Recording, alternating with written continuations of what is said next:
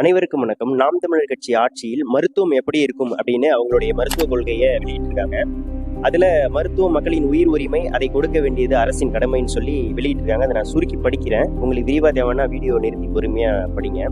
மருத்துவ கொள்கையில் மாற்றம். மருத்துவ படிப்பு அனைத்தும் தூய தமிழ் மொழியில். தொடக்க நலவாழ்வு மருத்துவ மையம், சிறப்பு மருத்துவமனை, உயர் சிறப்பு மருத்துவமனைகள், 24 மணி நேரமும் வெளிநோயாளிகள் பிரிவு, சமத்துவ மருத்துவ முறை, அரசு மருத்துவமனைகள் தரம் உயர்த்தப்படும்.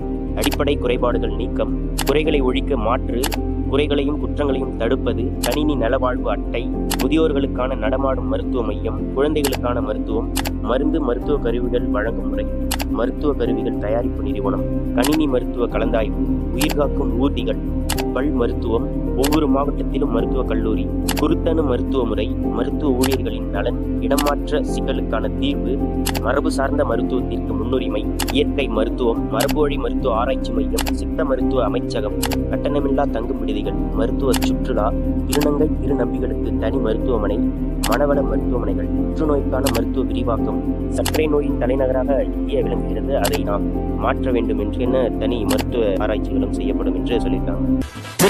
திமுக